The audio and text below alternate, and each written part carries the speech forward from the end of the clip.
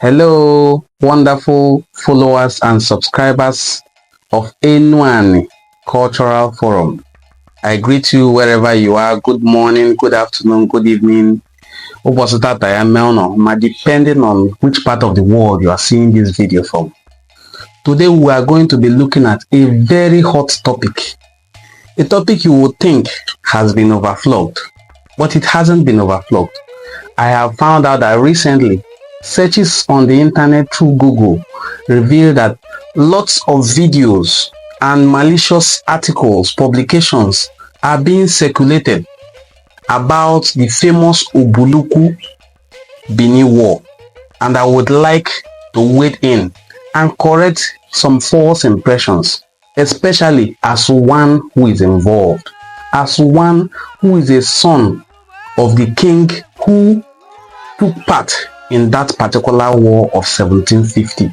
My name is Onwodenim Ngozi Chukwuka Fortune, and I am welcoming you to Enuani Cultural Forum. Let's take a journey down this path. Now, when I published videos through my Facebook channel and YouTube, correcting the wrong impressions that have been circulated over the years concerning the famous Ubulu-Uku Benin War, a lot of people called me out and said I am speaking without proof, but I usually correct them that I am speaking as one who is involved. As I narrated earlier, that I am a great-great-grandson of Obi-Olise, the one who led Ubulu-Uku to that war. If by the design of fate I live up to old age, I can become Diokbala Umu-Olise. Yes, because I am a son of Obi-Olise.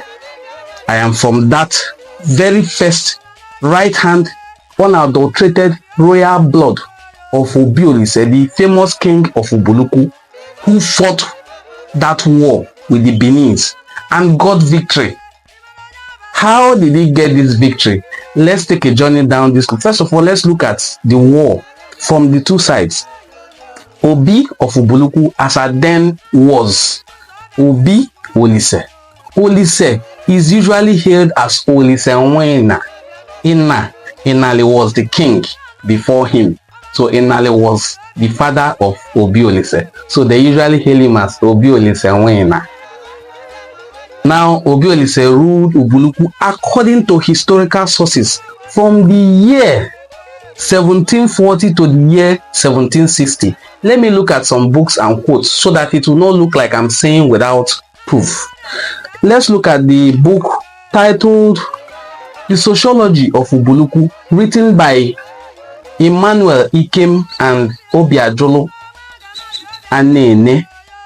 The book says in page 24, page 24 talks about the Bini people who settled in Ubulu-Uku after the famous war, but we're not going to look into that now. Page 12 talks about the genealogy of kings in Ubulu-Uku, the chronicle of kings who have ruled Ubulu-Uku. And if we are tracing back to Ezemu, we have Ezemu as the first king. We have Ozimegu, the daughter, Ojebalo, Awali. The years are here, but I don't want to start. The first king was around 12th century AD. That's Ezemu's reign. We have Obi Awale, Ubulu-Beleme, Ba-Beleme, Oshai, Chieze, Diabo, Izabo Obori,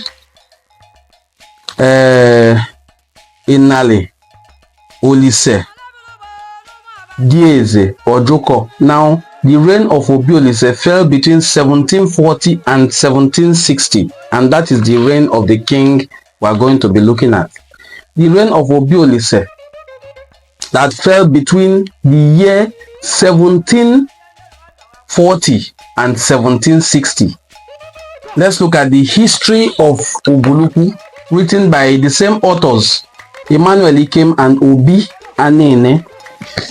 The book The History of Ubulu-Uku documents the reign of Obi-Olise in page, I think it should be page 34 of the book, because from what I can see here, the history of Obi-Olise because of the famous war is very long, and Permit me, but I'm going to read excerpts from the book. Obiolise, 1740 to 1760. One of the most handsome of Ubulu-Uku kings that ever ruled among his peers. Obiolise, tall, lanky, fair-skinned, and debonair. One of the most famous kings to rule Ubulu-Uku kingdom. It has to be stated from the onset that relations Ubulu-Uku had with Benin at this time were very cordial, blossomed and between the two kingdoms. The exchange of diplomatic visits was very common. It was only when Obiolise paid one diplomatic visit to the Benin in 1749 that the seeds of war were sown. Olise was a very good friend of the Ezomo of Benin. Ezomo holds the hereditary position of the commander-in-chief of the Benin army.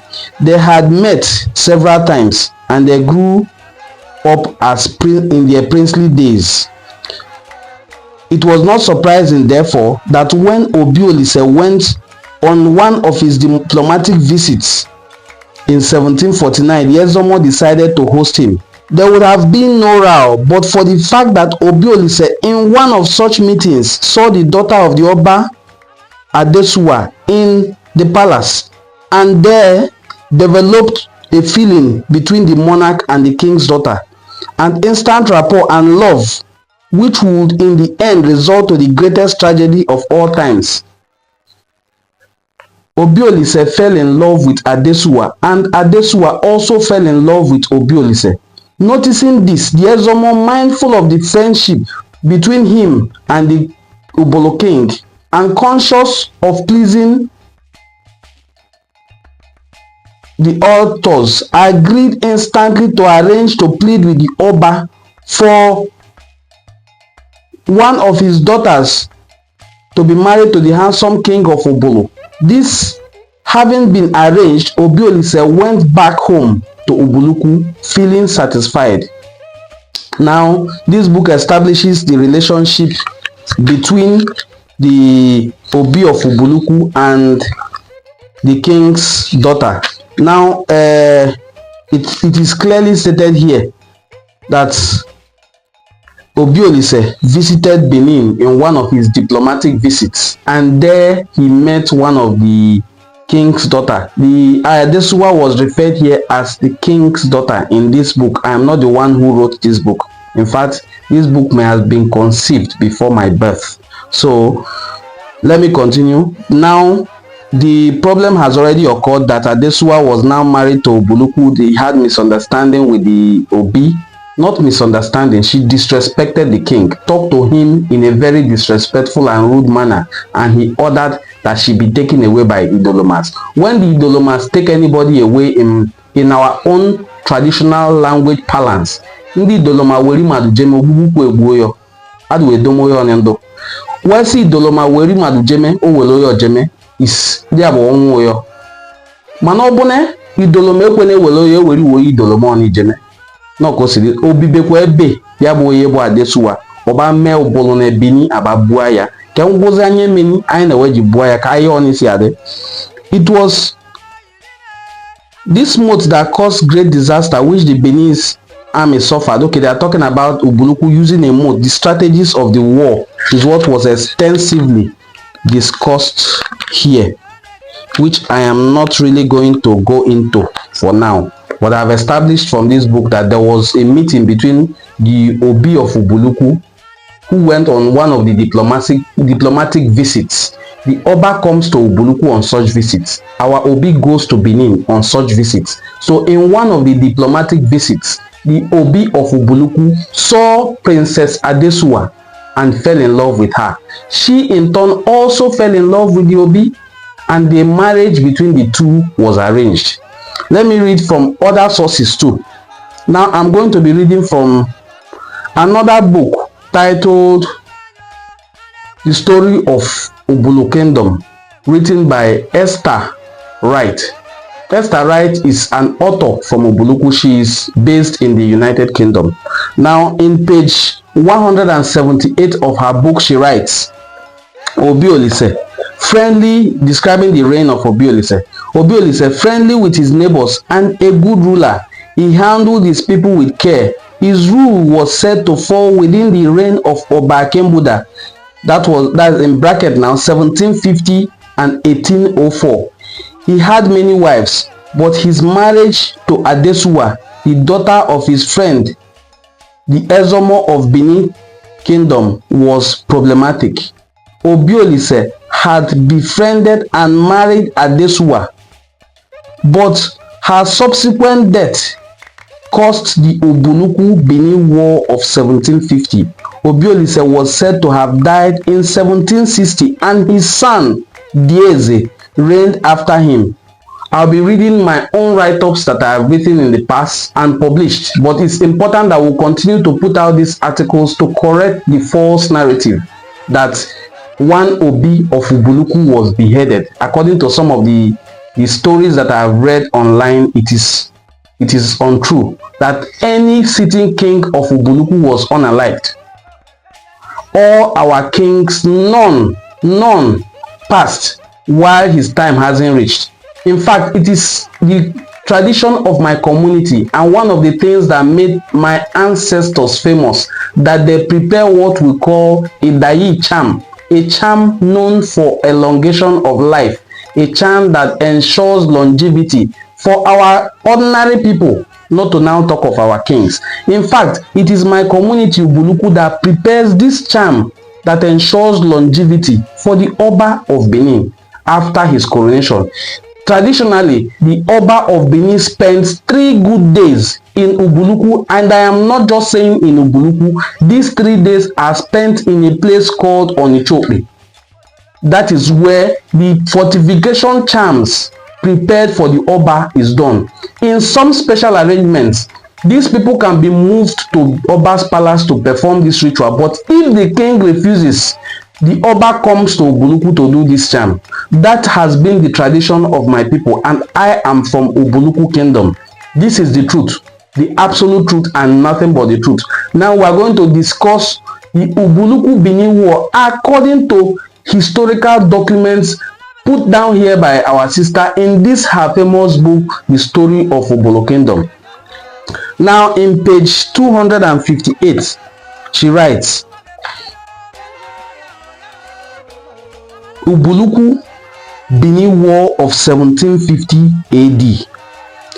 This subtitle is treated in this book as an attempt to redress a one-sided story of the war that had existed between the Benin and Ubulu people because of an incident which Igbafe said was murder of Princess Adesuwa of Benin Kingdom by Obi of Ubulu-Uku. This issue, though maturely suppressed, comes up occasionally. During the Nigerian Civil War, it was said that the Benin people had the Igbos murdered in retaliation.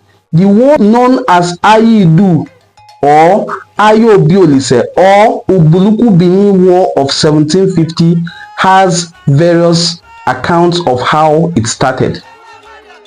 Interesting. So the feud that were nursed by the Benin armies who were defeated in 1750s led them to, during the Civil War, also join in the massacre of Igbos on the premise that we defeated them in 1750, and they nursed the anger and kept it and waited until the 1967 to 1970 Nigerian Civil War, and then they lashed out on the few Biafran soldiers they could get their hands on, based on the belief that these people are Igbos. Please subscribe to our channel, hit the notification bell so that when we put out our beautiful videos, you will be one of the first set of people to comment on it. Thank you, and do have a very wonderful day.